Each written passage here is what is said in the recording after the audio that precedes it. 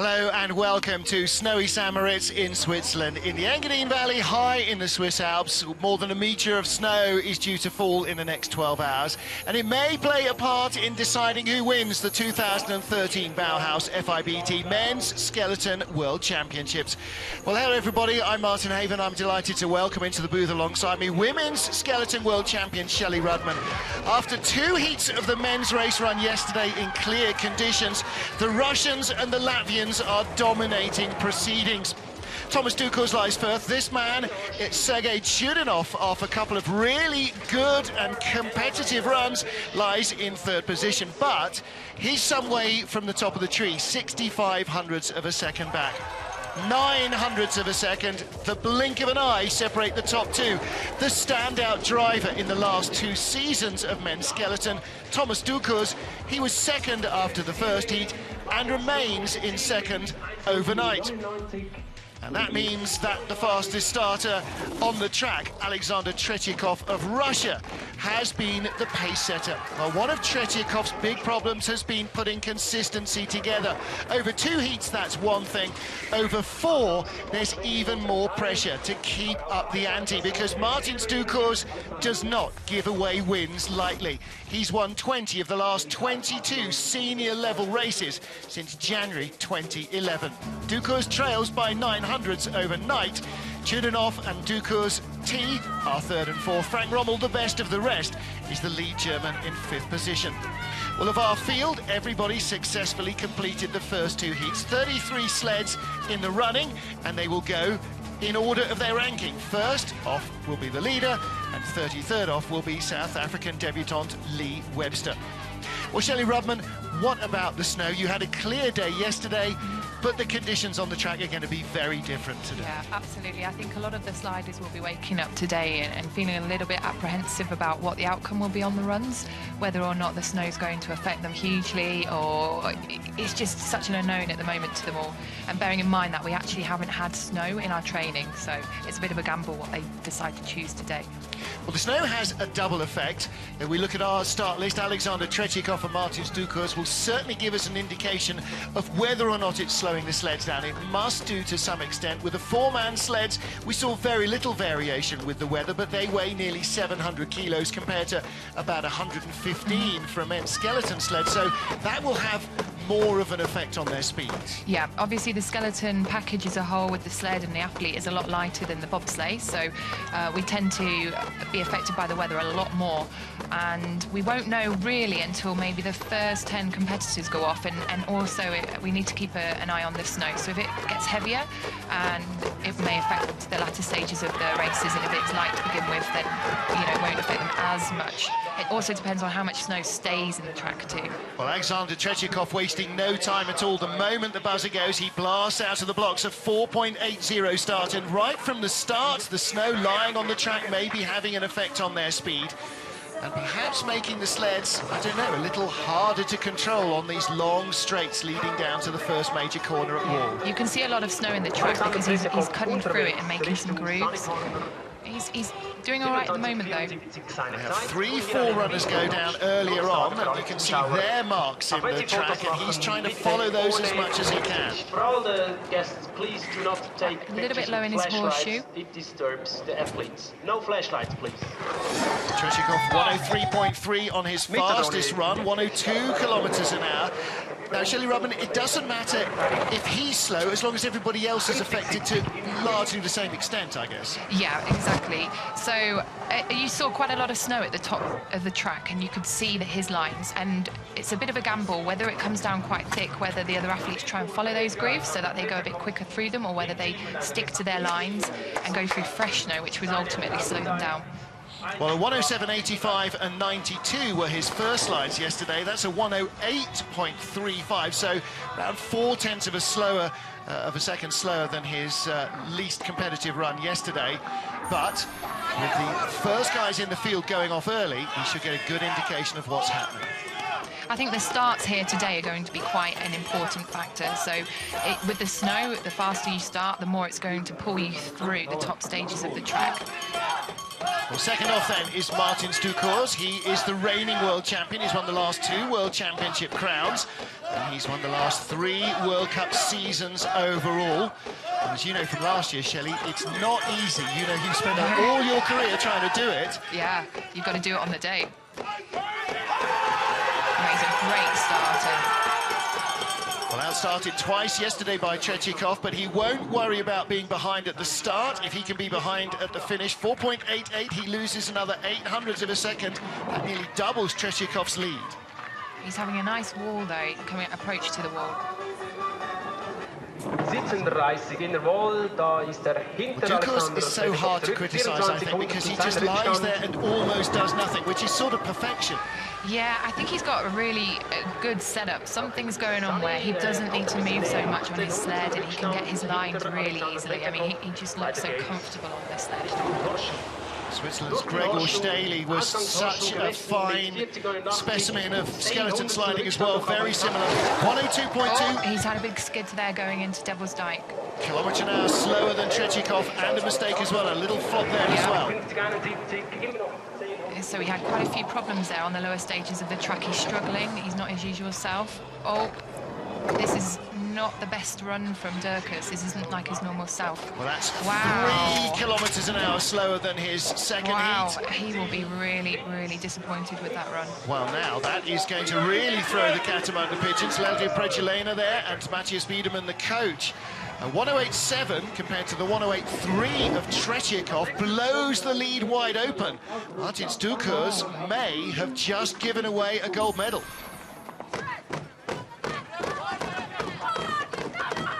So he's so high there and he hit out on the right curve. That really sets you up poorly for the next sequences, and there you see it had a massive knock-on effect.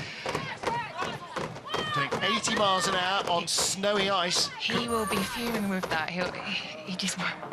The thing is, he actually wasn't affected by the snow, it was more his line. Well, what about Sergei Chudinov then? This would be massive for Russia if they could claim first and second place here. See the Russian girls up at the top. Yelena Nikitina, the junior world champion in her pink cap, cheering him off.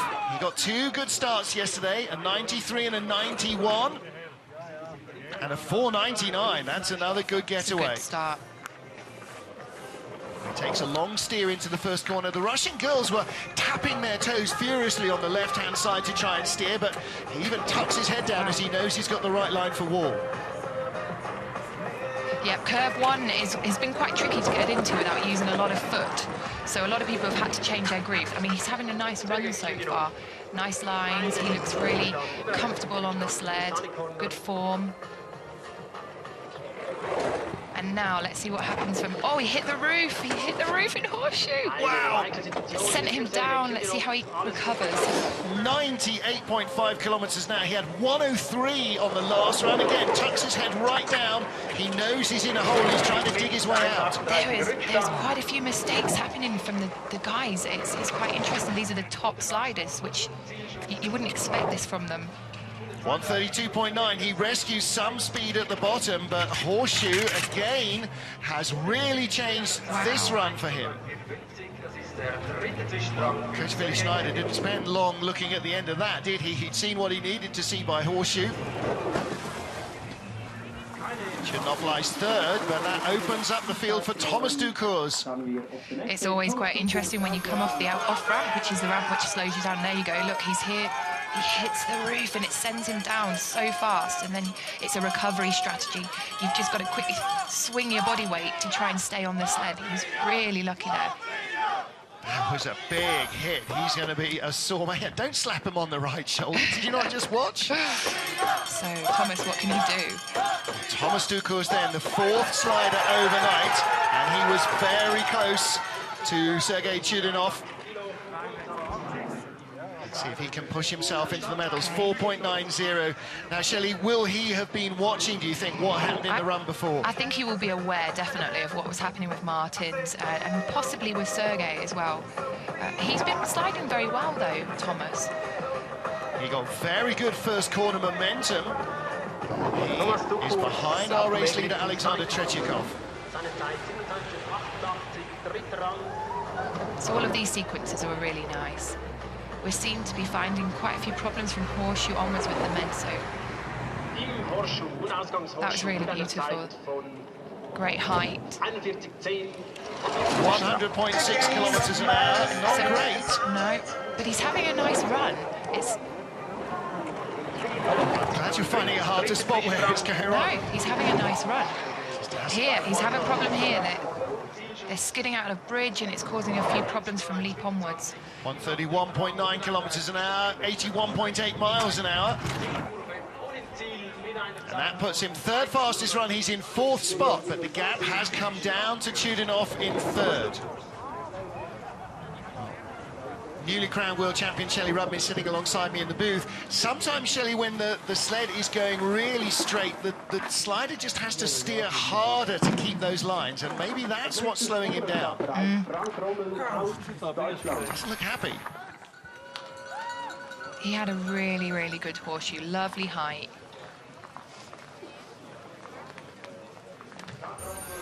So much of the height there allows you to dive down and accelerate. The two brothers exchanging notes. They don't, I think they'll be questioning a few things still, trying to make some gains for the fourth and final run. And here we have Frank Rommel. Let's see how he gets on. His fastest start was a 5 flat yesterday. He rolled yesterday after the first two heats, saying the Russians and the Latvians are so fast, I'm just going to go out and do what I can do. He's 0.8 of a second now out of the medals. Good control in curve 1. Really good form. Look how low his head is and his shoulders are down. Logo of the Dracula Club here at the top of the track on his helmet. Und da kommt noch ein bisschen dazu. Sitzen 63 Intervall, 1,95 Rückstand. Das ist der 5. Platz. Well, Shelley, he's the most experienced of the German sliders. His teammates have only had 2 or 3 years of top-level experience between them. Yeah, I think Frank's been sliding really well this year, and you know he's been challenging Martins on quite a few tracks, which is unheard of at the moment. He's having a very good run as well. Not much I can fault so far. Since January 2011, he's the only man not named Martins WCh to have won any races at the top level in skeleton. Little tap on the 134.7. That is the second quickest speed to Tretyakov, so he is closing the gap a little. Will he move up? He does move up ahead of Thomas WCh. So that is a major step up for Germany. Fortunately, the German skeleton women flattered to see if they had a horrible World Championships. Frank Rommel moves up 1 spot. Another one in the final run will be the target.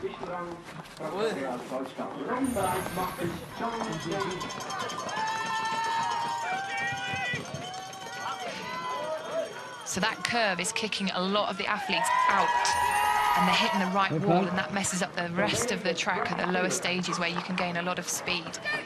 Alexander Tretyakov, our race leader, for Martins WCh and Sergei Chudinov. 5 sleds down here. Next up, with lots of support from his parents, his family, his girlfriend, is John Daly of the USA. 6th after the first heat, just a few hundreds behind Rommel. Rommel. Struggle out of curve 1.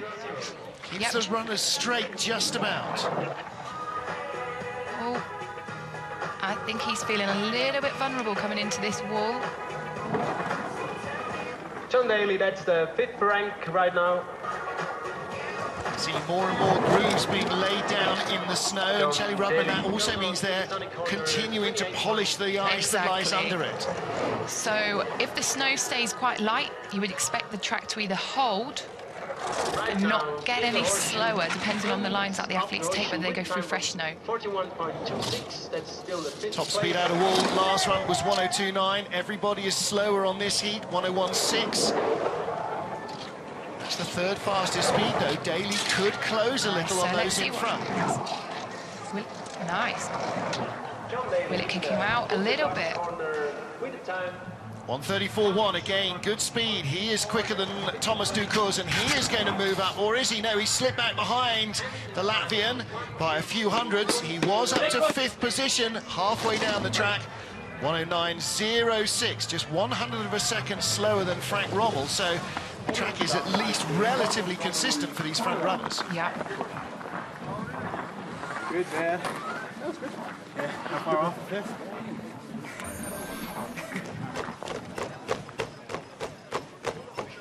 Do you see that? He's pushing his sled in the groove, but it's over to the right too much. If you see, that's not how we usually push. And so it will hit the wall sooner. One more on for John Daly. The answer is your 600s or 5th, John Daly. Olympic champion John Montgomery next up, 7th fastest over 2 runs. Good starts from him, and he's really starting to get this self-built sled to work. 4th generation of the Montgomery sled.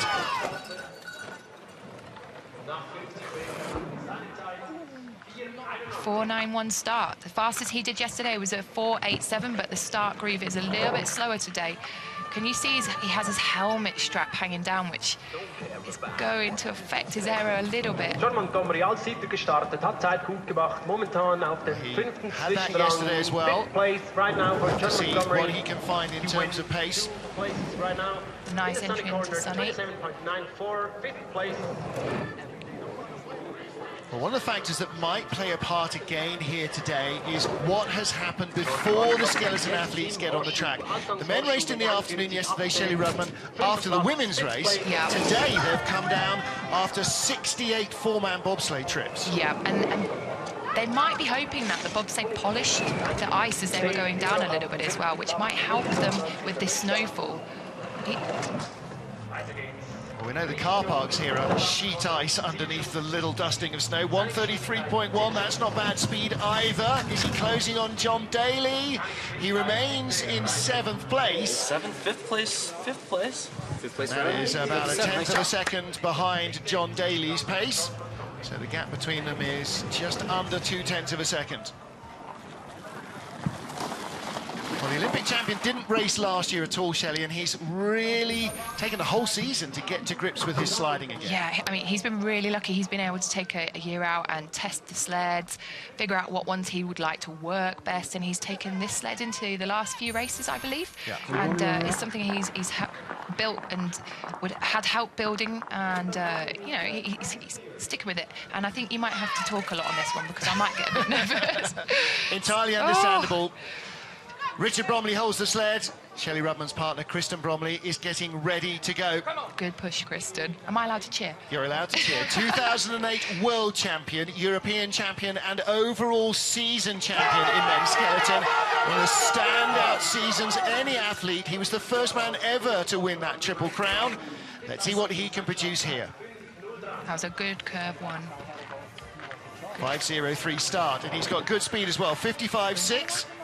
And he's got good form, hooray! Well, you've spent, both of you, the whole season working with the sleds and the runners, with Richard redesigning and kind of answering questions every race to try and peak here at the World Championships. That was a really good sequence. Kristen actually spent all of last season testing equipment. He sacrificed a lot of races to bring out a sled which he was comfortable with, and you know, don't sound surprised, it happens, you know. 100.9 kilometres an hour. He's not got the speeds that the other guys that we've seen so far have found, though.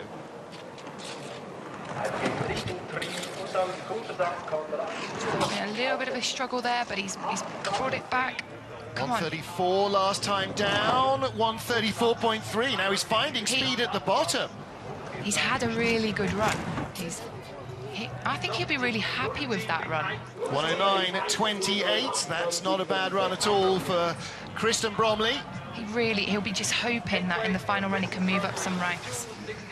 Well, what does that do for funding? Where do you start seeing the incremental increases from UK Sport and the lottery funding? So basically our funding is all dependent on World Championship results and Olympic results.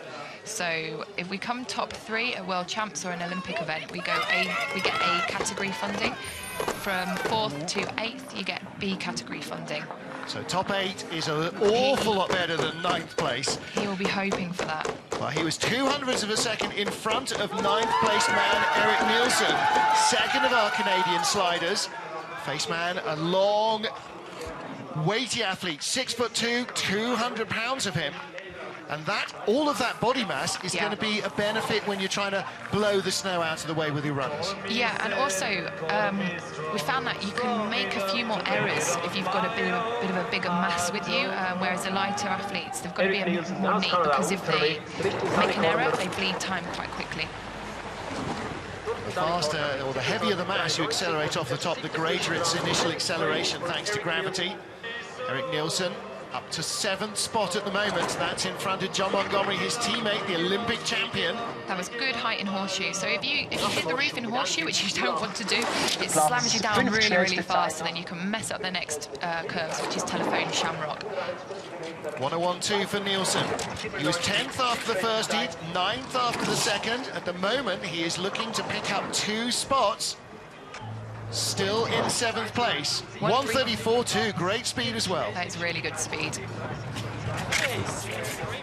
And it wouldn't be a face man run if there wasn't some impact with the wall. 3rd fastest slide, 108.87. And 2 things that tells us. First of all, he's now moved up to 6th position, tied with John Daly. So that's a 3-spot increase. But it also tells us you still can find time in the track. Yeah, definitely. And there's actually a draw. So Daly and Nielsen are on the same time, which then bumps up the next person to an 8th rank. So Daly and Nielsen are 6th rank, and then Montgomery is in 8th rank. So that was really good height. He had a really nice horseshoe there. And in the women's race, Sarah Reid had a disappointing first run and clawed her way eventually up onto the podium. Erik Nielsen, the podium probably a little too far away, but he has made a big step forward again today. Well, next up is Matt Antoine of the USA, second of our US sliders.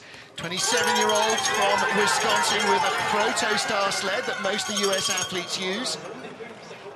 Wow, he seemed to have a bit of a problem coming out the groove there. Well, the starts are not what they used to be for Matt Antoine, and that's not the advancing years. That's knee surgery he had over the summer, which has taken a good 0.15 of a second out of his fast starts.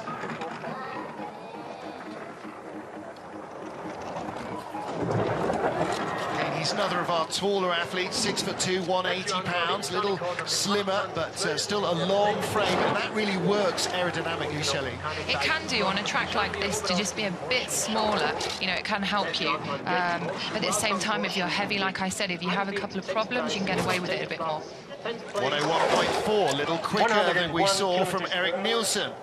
A slightly slower start, so he is finding lines, and maybe now we're starting to see some of the snow on the track has been cleared away, and we're starting to get more speed from these sleds. I think at the top of the track, people are definitely creating some grooves through the snow.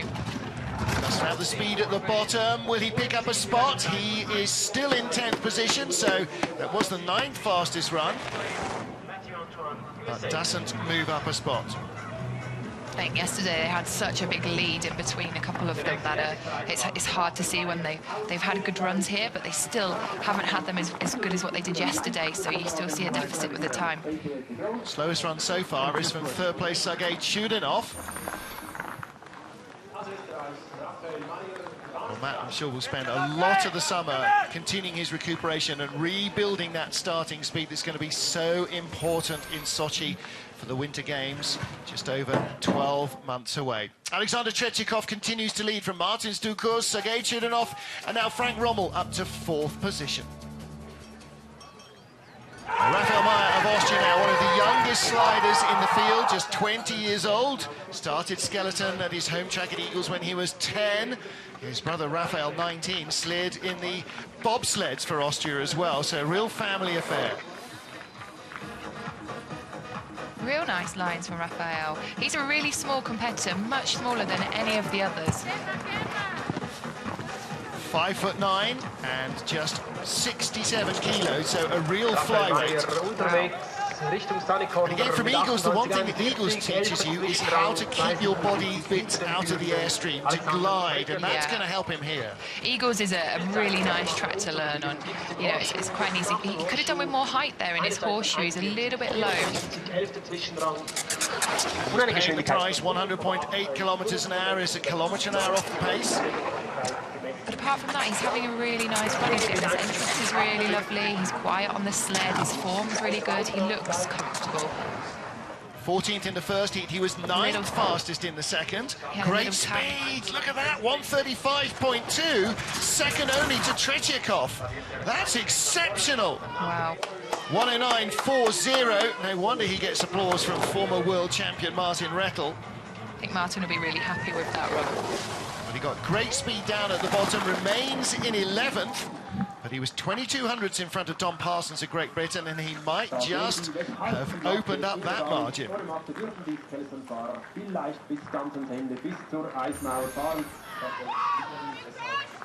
So what I found here in the training is that the faster starters, it's helping them up until Horseshoe, where this has never happened ever before, maybe until the Snakes, and the actual start, it drops quite fast this year, so it does help. Well, Dom Parsons of Great Britain, one of the quick starters in the field, Go on, Dom. 489 and a 497 getaway. Dom's a really great starter. Let's see if he can get down into the 4.9s again. A little bit of a skid around curve one. 489, that's a very quick start. In these snowy conditions, that's equal to his first heat in the dry. So this will help Dom a lot with his start, especially with the weather conditions. Dom, only in his first year of World Cup competition. He spent last year in the Intercontinental Cup, the second tier of sliding. One or two young athletes made their, in fact, one of three young British athletes made their World Cup debut this season. 11th place for Dominic Edward Parsons in the sunny corner. Counting a horseshoe, leaving horseshoe. Nice horseshoe. Win the time 41.05. So Vi's having a really nice run. Good speed as well, 101.5. Again, quite a tall guy, 6'1", 86 kilos, 90 pounds of him. So he's got length and weight on his side in this snowy track. What's he got down the bottom? 135.6. My goodness, that's really picking up speed at the bottom now. Can he close on Meyer? That is the second fastest run of the heat. 108.70. That is quicker than Martins Dukas of Latvia. And Shelley Rutland, you'll take that any day of the week. Oh, I think he'll be so happy with that. Look, there's Dave collecting his sled. Well, that jumps him from 12th place right into 10th. Great. It's quite hard. You come up on the outrun and you really don't know where you've finished. You have to really lean up and have a good look at the clock. Down at the bottom between Martineau and Portago, the fastest part of the track. Tretyakov, the only man quicker than Dom Parsons. Really good speed. In fact, that's faster than what he went yesterday, so I think he'll be really pleased with that. So, Dom Parsons of Great Britain has completed the first 12 slides. Next up, junior world champion Christopher Grother from Germany, just 20 years old. Started as a ski jumper when he was 6 years old, converted to skeleton at 16. And at 20, he's the junior world champion. He learns fast, obviously. I think the Germans have, a program, they send their athletes onto the ice tracks before they're even unleashed onto circuits, and they train them up, then send them to another track. And they're quite fortunate they have 3 German tracks, so they can get a lot of ice time, and then they unleash them on the circuits. Well, in fact, he comes from the 4th track that we don't use for skeleton and bobsleigh because you can't get a 4-man down, and that's Oberhof, and that is that's a luge track. It's tight, twisty, requires good aerodynamics, but good steering and ice reading as well. Just trying to get off that right wall there. Really low horseshoe. I would expect his speed to be quite low. 99.6, yeah. Tiefe Geschwindigkeit, 99 Stundenkilometern. Sometimes when you have lower speeds at the top, it's easier to get the bottom of the track. Oh, a little bit of... Let's see what he's got, 132.8. He's going to drop back down the order again. Yeah. Christopher Grother, 9th after the first heat, slipped to 13th, and he is going to lose places as well with that, a 109.69. That's not great. In fact, that is the slowest run we've seen so far. Well, Shelley, I guess when you're as young as he is, despite all the experience, it is getting, championship consistency over the 4 runs that's possibly going to be the toughest thing for him. Yeah, I mean, he's still quite young, and I think that I wouldn't be putting any pressure on him. This is just an experience to try and go through 2 days of racing, see how you feel, any weaknesses in certain aspects like your start or keeping your head together. Now, this is Ben. Now, I know Ben's been quite poorly through the training week with the flu. You know, I think he's just coming through it, so it'll be quite interesting to see how he goes. Well, Ben Sanford has often produced good results here at St Moritz. The New Zealander, 6'6", and he is the tallest, one of the heaviest athletes in the field, 203 pounds. The only two Kiwis ever have won World Championship medals. Ben got a bronze last year and followed in the footsteps of Uncle Bruce, who was the other. So very much a family affair. You know, Ben's a really good championship slider. He's really lucky in that he can pick and choose where he slides to an extent. And he came here and he did a lot of sliding here, so he knows the track really well. Well, the nuances of the track change every year, as we explained. It's hand-built. It is like a Savile Row suit, and so every single one they build here is different. Has been since 1900 and dot. Little clip there. Oh, great speed, 102 kilometers an hour. Only two sleds are being quicker, and he's using his weight and his great aero form to build speed here. 51.47, Is he going to be into the 136s with speed? No skid.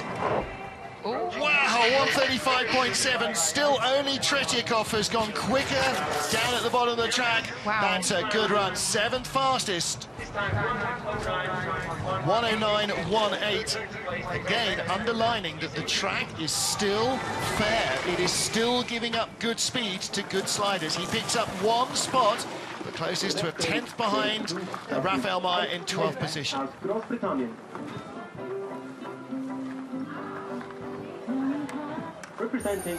He's not so happy, doesn't he? Not overjoyed.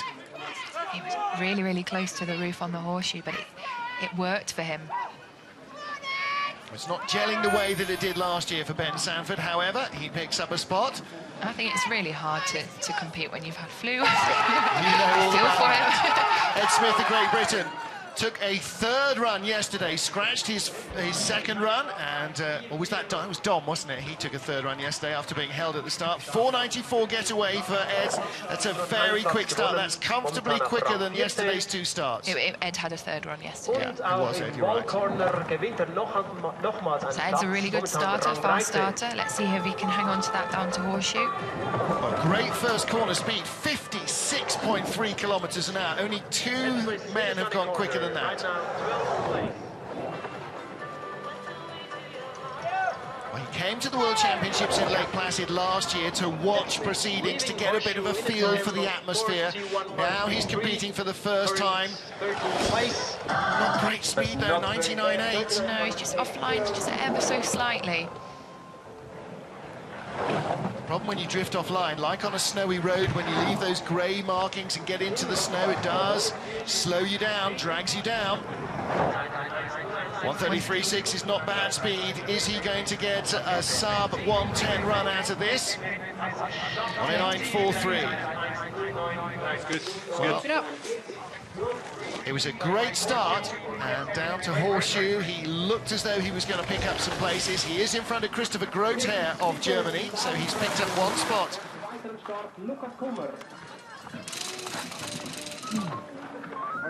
Every 4.94 start. So Ed's actually pushing on the left saddle, which can be a little bit volatile because that runner underneath the saddle isn't in the groove, so you could pop the groove a little bit more, but because they've cut it so deep here, it's a risk worth taking, but it gives you a better lead into curve one. Next up is our Swiss champion, Lukas Kummer, lying 16th after the first two of our four heats in the FIVT Bauhaus Skeleton Men's World Championships. Sixth fastest and fifth fastest starts from the man from Laufen. And another big getaway, 4.95. That gives him good first corner momentum as well, and as one of the men who's slid this track perhaps more than most of the others, he should have an idea of where to find the grip here. Yeah, you would expect the Swiss athletes to be really, really good here, but we've got to remember that this track gets built up from scratch seasonally, so it can be a bit quirky each year. It's not the same, but you know, they do such a good job to make it as exact as they can, nearly. It's pretty impressive. Had a little clip there going into telephone. Of course, it's not open until mid-December, so the Swiss are the first to get on it after the season closes for Christmas and New Year, but they don't have months on this track to perfect it. No, not at all. They only have a couple of weeks, really, and then they're back on World Cup again. And plus, we all kind of like them being on it first, because the horseshoe, you never know what it's going to do each year, so they can test it out. Let the Swiss be the crash test dummies. Exactly. 1:33.8 at the bottom, 83 miles an hour. And 15th place run leaves him in 16th spot, closes on Christopher Groothair, the junior world champion, just 400 of a second in that battle. 1:09.56 was his downtime. That's their physio there. Saw up the grandstands. Barbara Hosch watching as well after the women's race yesterday. Yeah, there's quite a lot of Swiss support here with the Pedersens and Barbara Hosch, and everybody's up here and swinging their cowbells. Alexander Treshikov is our race leader. Germany's Alexander Krökel next up, 17th after the first 2 of 4 heats in the Bauhaus FIBT Skeleton Men's World Championships. I'm Martin Haven, alongside me, world champion Shelley Rudman. That sounds nice when I say it. He's got a great rig. What about Krökel? Haven't seen an awful lot of him on the World Cup this season, but he is a good, well, prospect for the future. Still only 22 years old and a former junior champion. Yeah, I mean, the Germans are really lucky. They have so much depth within their programme. You know, they can pick and choose their athletes as and when they're stronger at certain tracks. Just quite a lucky team to have that. I've got to say, they didn't come first and fourth in the Women's World Championships, though, so they're not doing too badly either. But to be honest, I think they're doing a lot of sled testing this year, and that's what you find with certain countries. And this year, that's going to have a bit of an effect with his horseshoe now. See, you have to really make it up here. One good speed, got a good exit, so carries that weight and height. Well, it seemed in the women's race that without making really fundamental errors, Anja Huber's first day aside, these FES sleds just progressively lost pace compared to the rest of the field. Now, he's got good speed at the bottom, and maybe it's a weight issue. Maybe the heavier male athletes are actually getting more out of the sled than the lighter women. I don't know, because you've got Frank who's been doing really well all season, so it kind of throws... So much for that theory then. I know that there's a lot of nations doing a lot of testing at the moment, and that's why the results this season have been a little bit skew if to other seasons. Winterberg Bob Club fans there, cheering their local boy.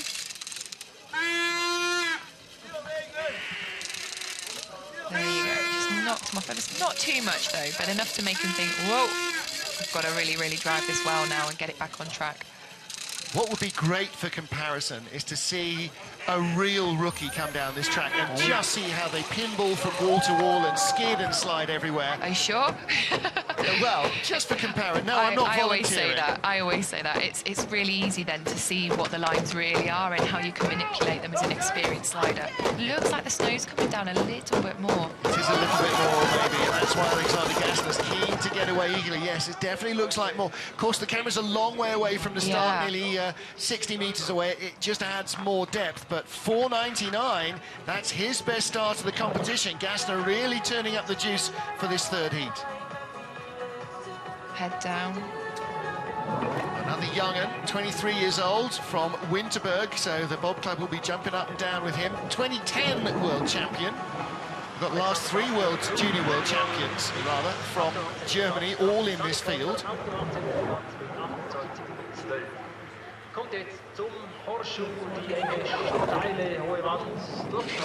Just a little bit low on his horseshoe.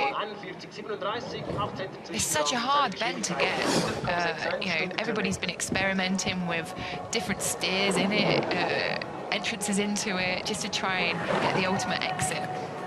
Tree Bridge, Leap and Gunter Sachs, these fast 4 right-handers that all flow as one. If you get one wrong, you're late through all of them.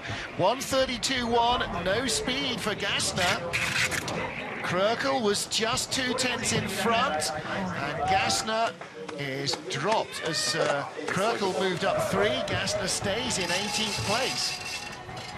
Well, that will not bring echoes of excitement from the guys from Winterberg, boys and girls. I had dinner with them last night. They're in really already looking forward to the next World Champs in 2015, which will be at the Winterberg track. I know, I saw that the other day, and I like Winterberg track for some reason. I thought, oh. Well, of course, when we get there, you will still be the world champion. Yeah. Because there is no World Championship in an Olympic year. That's pretty cool to have it for 2 years. You get to, well, in 2 years, you've got to remember where you left that trophy. Next up, John Fairbairn of Canada. 5:01 and 5:05 starts for Johnny Fairbairn. Let's see if he can get down into the 4s. 5:01 again. Oh, he's trying to get off that right wall. Well, he had problems with kink 1 in both runs yesterday. See the track workers step in immediately the sled has passed. It's a nice lead into wall 1, though. Johnny Fairbairn, mechanical engineer, in his World Cup debut a couple of seasons ago. 19th place right now for John Fairbairn. A little bit of a skid. 19th after the first 2 heats. The gap to the sled in front was 13 hundredths of a second. Let's see if he can close that margin. 99.9, not quite as quick as the man he's chasing.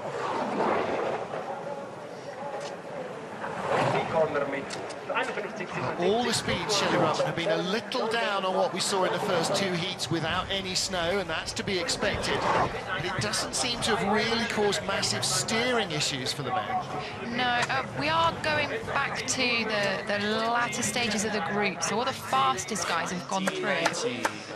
19th spot, first man not to get a sub 1:10 slide. I think I'm right in saying. Now everybody else has been 1:09s.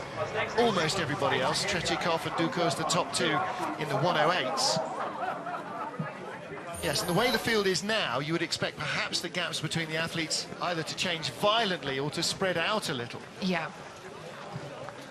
So at the back end of the World Cup now, you get the athletes that haven't necessarily been on World Cups, but they've qualified themselves a spot on the World Championship, in the championship race. Well, either because of the continental area where they come from, Australasia, South America or wherever, or because of points earned in the 2nd and 3rd tiers of sliding, the Intercontinental Cup, North America's Cup and Europa Cup. Well, Hiro Takahashi has been a regular in the World Cup all season long.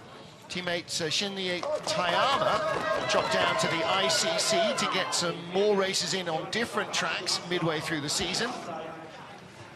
And Hiro in 20th place after the first heat. And the significance of 20th now, Shelley Rubman, is what is going to take our attention. Look at the snow flurry still dusting up from the runners. Yeah, look at his eyes looking ahead to try and get his entrance into wall. It does look like the snow is coming down more heavily. So I think the top athletes now are going to be looking at this thinking, oh, what's going to happen? Because it goes in reverse order for the second run.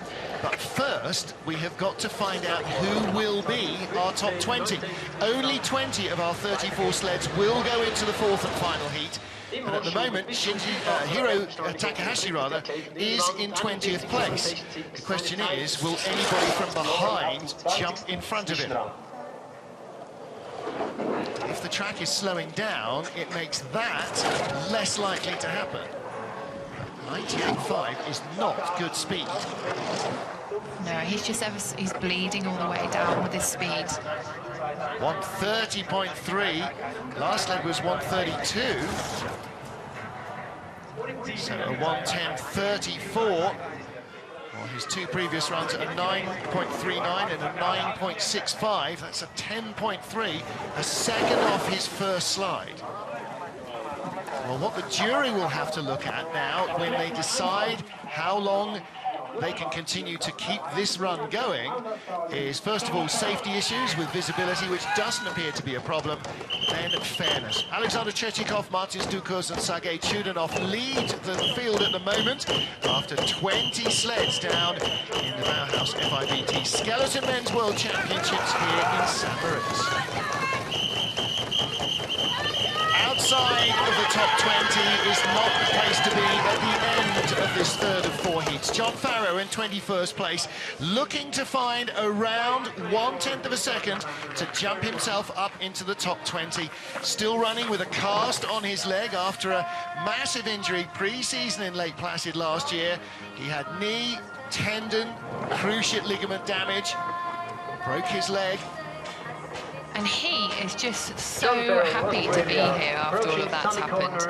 I mean, that's pretty much nearly a career-ending injury, so to come back from that is incredible.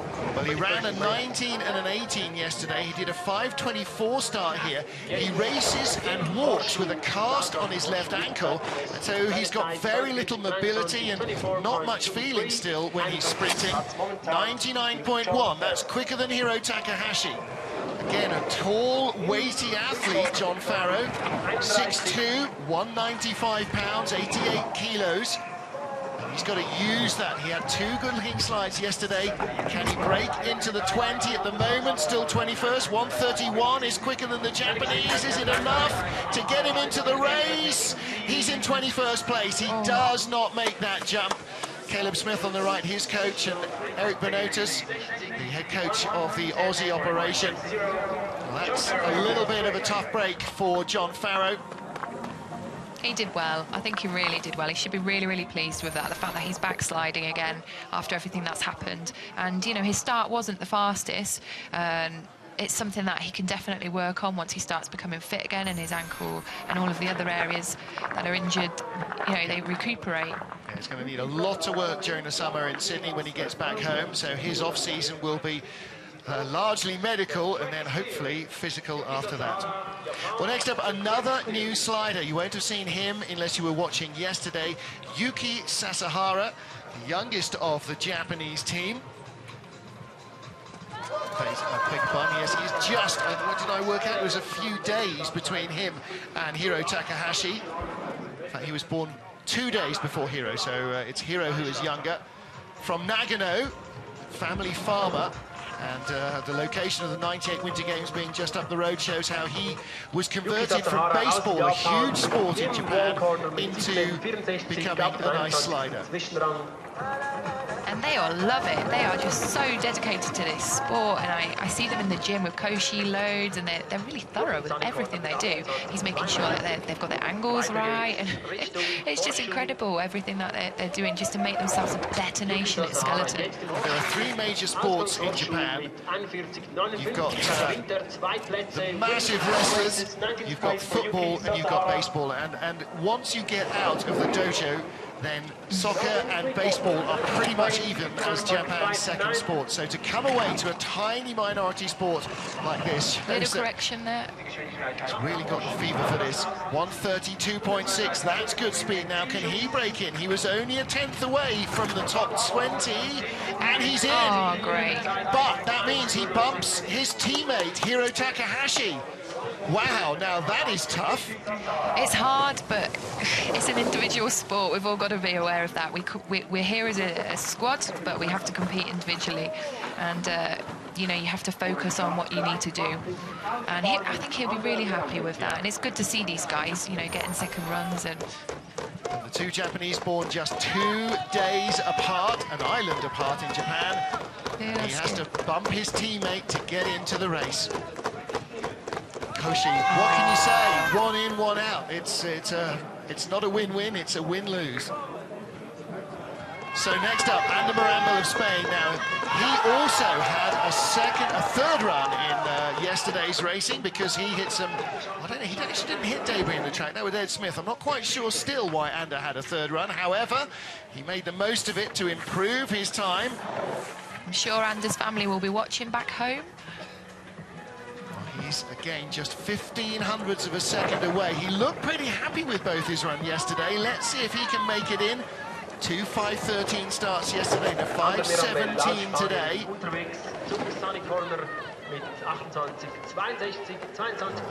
His teammate from Barcelona, and in fact he is the reason there is a Spanish women's skeleton athlete here in the World Championships, Maria Montiano it's going to knock him off a bit.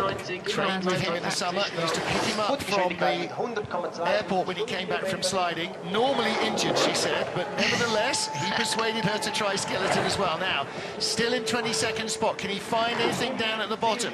He's going to need 132, 133 kilometers an hour probably. What's he got? 133.9. Again, another long, heavy athlete. Brush on the wall. Is it going to be enough? 21st! Mickey Grunberger winces a little there, and Ander Mirambel moves up 2 spots, but not the 3 he needed to make the second heat guaranteed. 1:10.06 slide. Another few hundreds of a second would have done it.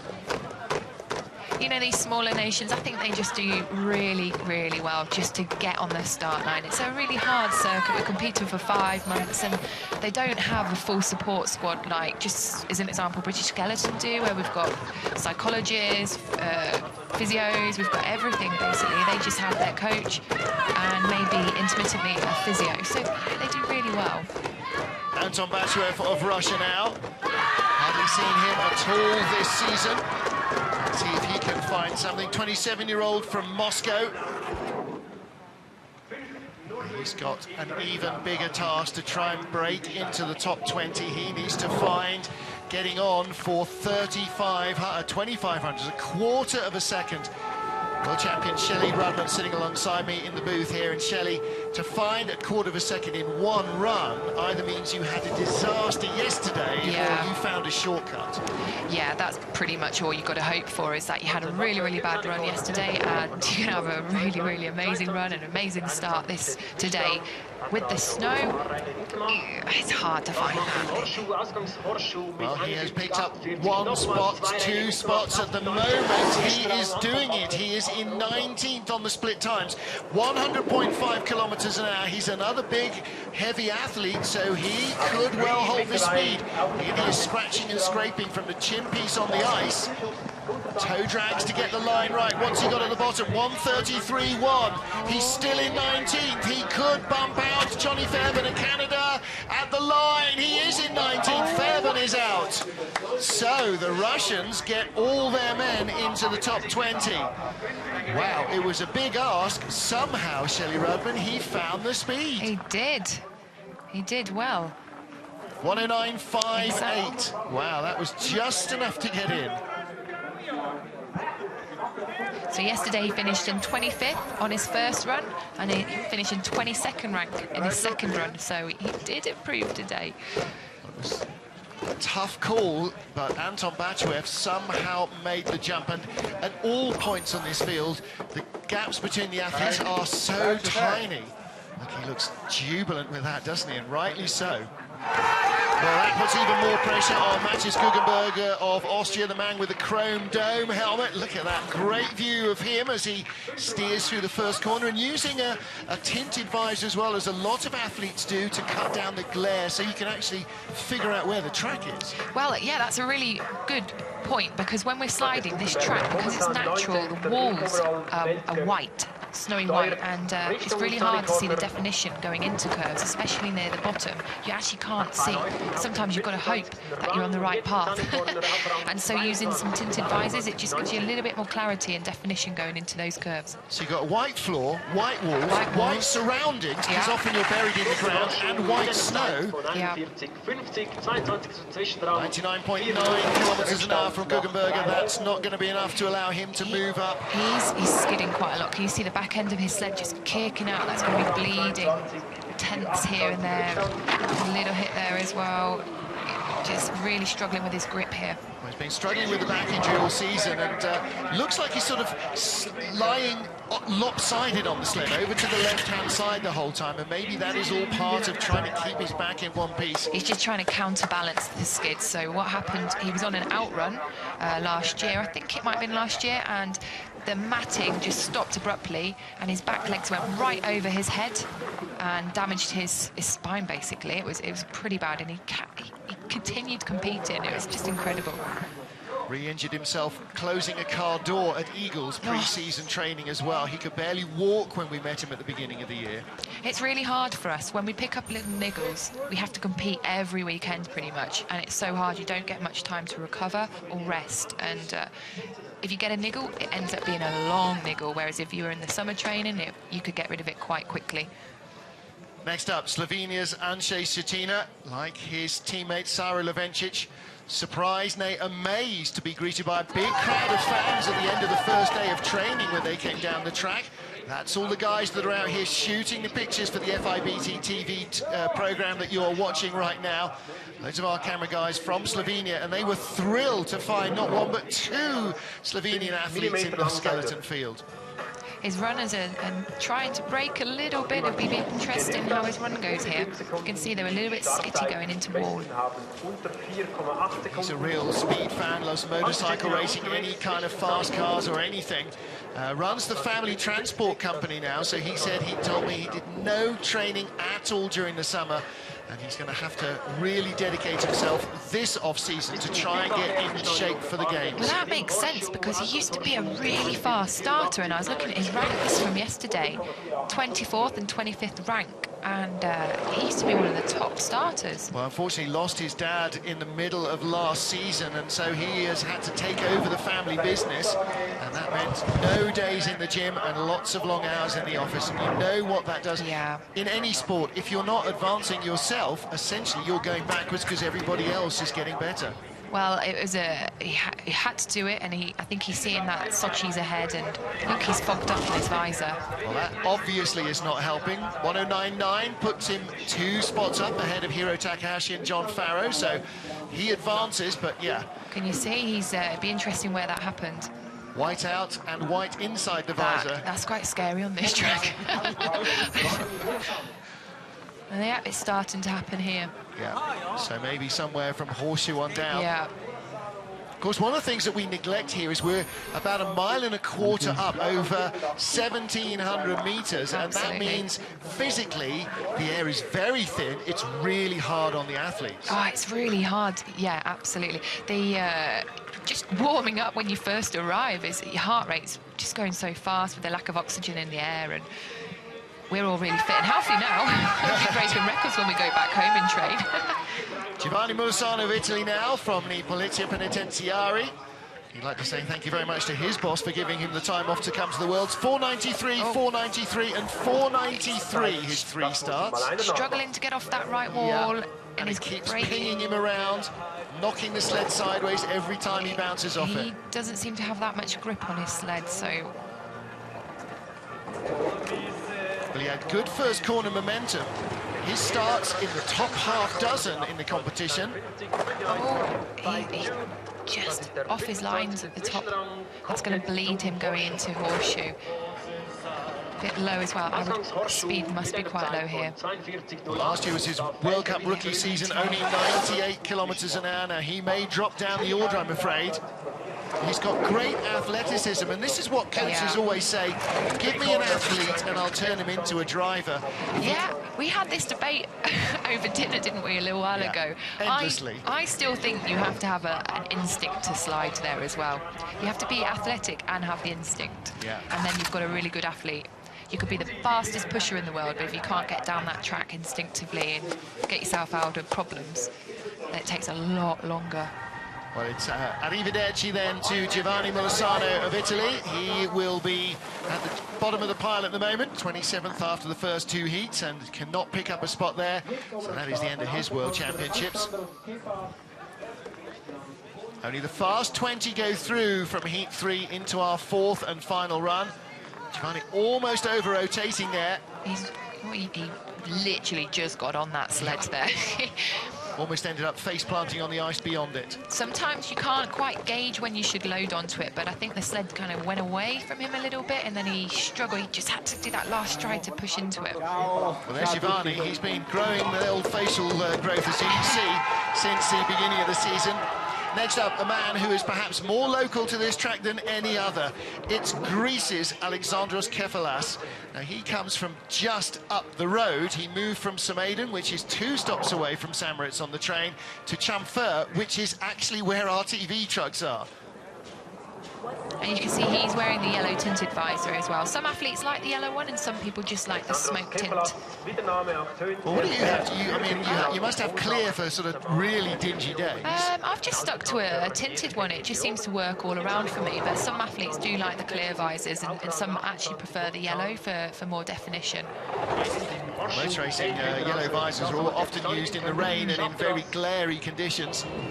Just cuts out the refraction. 100 kilometres an hour, that's the best speed we've seen there for a couple of athletes. He had a really good horseshoe, so...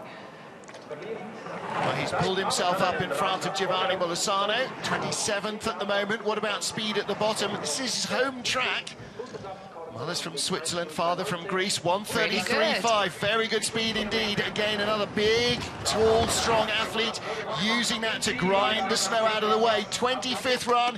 He moves up to 26th position. Hey, Lelda, doing a good job there. She was sliding for Latvia in the World Championships. Now shooting for the Sika Abrasives team, of which she is a part. He moves up 2 spots as well, ahead of John Farrow and Giovanni Molisano. 26th spot for him at the moment. So a little clip there, that would have knocked him off, affecting his speed a little bit as well. Well, what was he? Well, he was 2 tenths behind Hiro Takahashi, so that wouldn't have been enough to rob him of that. Kalispera to Alexandros Kefalas. Next up, Michael Hofer of Switzerland. Really disappointing first day for him. 27th fastest starts and 29th place at the bottom of the track. Just pulled him left there. Well, watch the runners under the sled. You can almost see the spray of snow being thrown up by all these sleds still. Weiter geht's Richtung Snake Corner. Und dann zum Sunny Corner. Da wird wieder die Zeit gestoppt. Not bad. His lines aren't that bad. It's because with the latter stages of the track, you know, the guys, you can see the leader, Trechikov, 2:56.65. That's just phenomenal compared to these guys. They're still trying to get it with the tracks. They're still learning and you know what I mean, just trying to get their sliding up there with them. But of course, part of Hofer's problem is his start. If you're starting 5:18 and the leader is starting 4.8, you're giving away nearly 4 tenths of a second before you get to the first corner. Yeah, and that's not over 4 runs, so that builds up and it affects you massively. Exactly. Unfortunately, So that's 1.6 of his 5-second deficit is just in the sprint. 5.6 seconds back, 1:10.04 run from him. That was the 24th slide. And so he moves up ahead of Giovanni Molisano as well.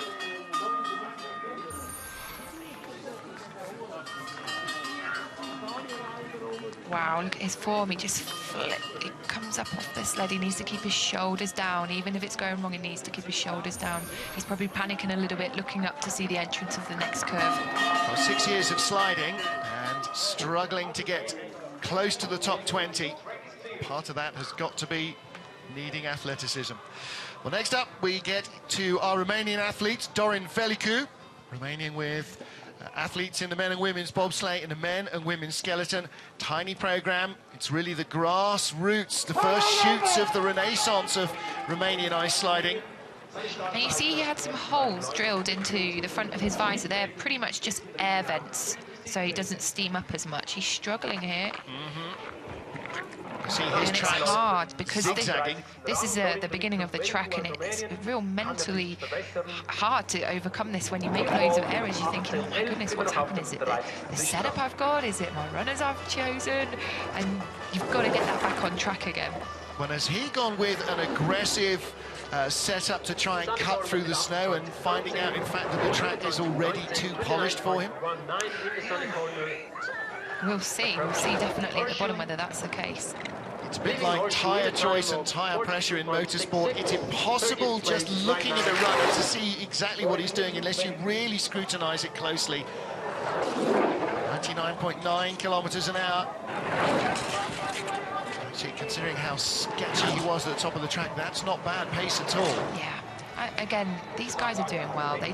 His head's up a bit high, you know, he could get his form better, but that's because he's struggling with his lines and he's trying to have a really good look into the next curves.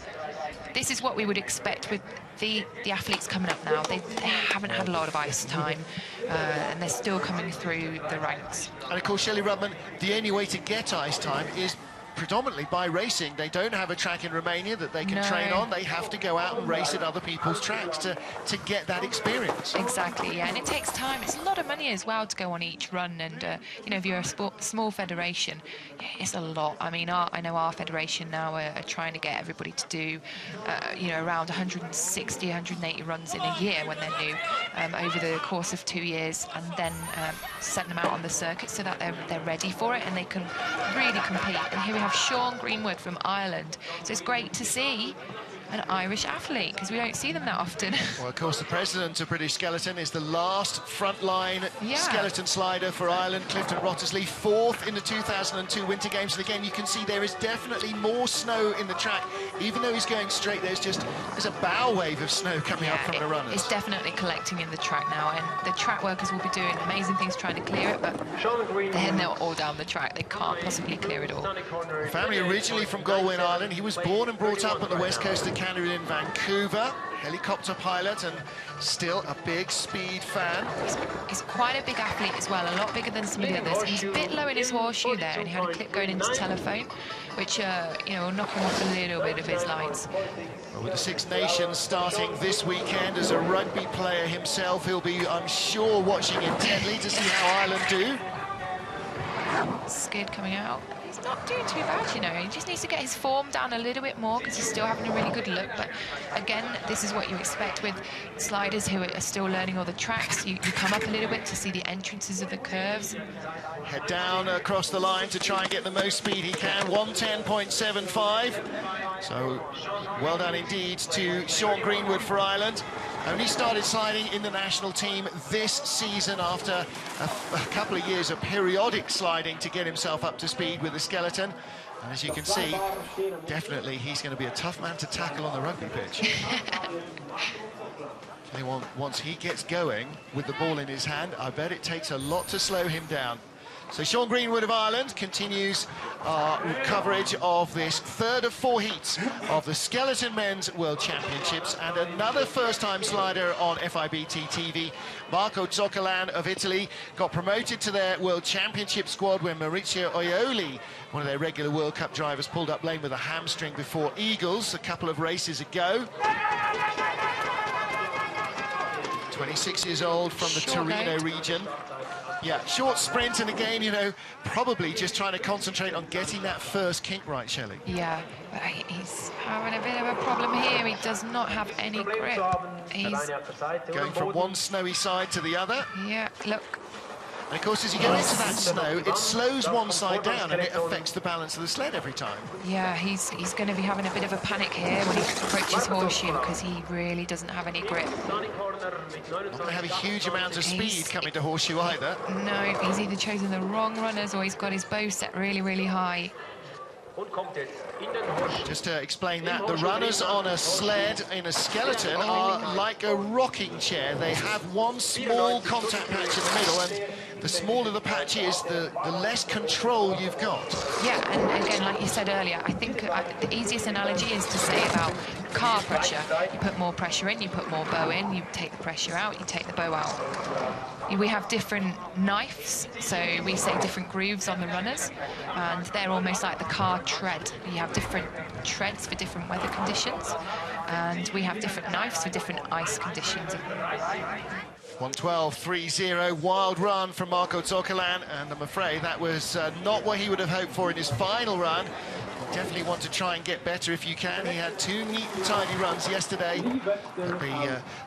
Perhaps setting his sled up to cut through the snow without figuring that, in fact, the snow wouldn't be an issue, and it's getting control on the ice that would really have benefited. Yeah, and sometimes the snow can catch under the runners and create skids as well, especially if the ice is really hard underneath. Well, think about it when you're driving your car. That's what happens. The tyres come up on the snow, and that's why you skid.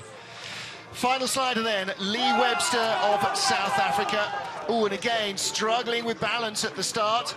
Do you know what, he could probably do with going back to the two-handed start because he almost rotated over the sled yesterday and again today.